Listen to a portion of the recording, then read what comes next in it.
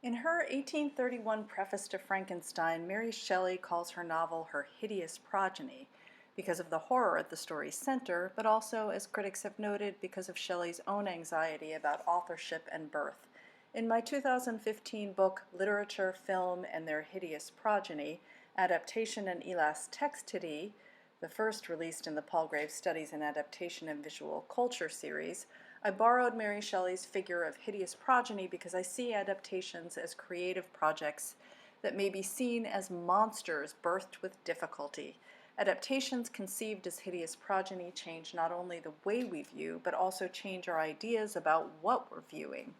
The other term in my title, elasticity, was coined as a way of thinking about texts as extended beyond themselves, merging their identities with works of art that follow and precede them. Elasticity conceives of sources and adaptations as part of a vastly stretched tarp or canvas. As the metaphor implies, the state of being pulled beyond an initial form to encompass other objects, texts, and identities can have monstrous results, as texts appear to be misshapen or distorted. Adaptations are thus hideous, at least until we grow accustomed to looking at their new forms. This is a version of how the avant-garde functions, reorienting our viewing practices and introducing us to new forms of artistic being. Chapters in this book move from more traditional case studies to an exploration of adaptive avant-garde cultural production. All of the studies within the volume assume that adaptation is by necessity a series of intertexts and set of conversations among texts. I write about gods and monsters and its sources, and Hugo, discussing here the automaton as a stand-in for the monstrous adaptive perspective that often reveals things previously unseen. I have chapters on Heart of Darkness and its adaptations, the Coen brothers' O Brother, Where Art Thou?, and also texts surrounding Douglas Sirk's Imitation of Life, exploring race and passing narratives and issues of fixity and change in the identities of individuals and texts.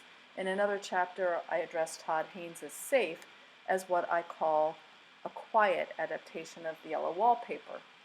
I also include 2 chapters on theater and adaptation, one on theatrical adaptations of independent film, including discussion of Dogfight, Once, and Kinky Boots, and another on immersive theater as an adaptive mode that often addresses canonical texts, such as Dave Malloy's Natasha Pierre in The Great Comet of 1812's rendering of War and Peace, and Sleep No More's mashup of Macbeth, Hitchcock's Rebecca, and Vertigo.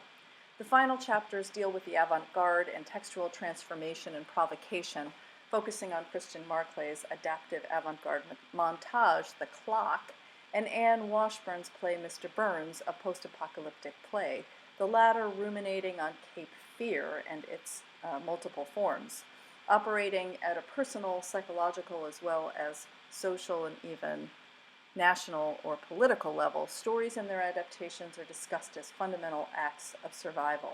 My epilogue may, in 2015, have been the first scholarly treatment of Lin-Manuel Miranda's Hamilton. In my final stage of revision, I was fortunate enough to see the show at the Public Theater in New York City before its celebrated premiere on Broadway.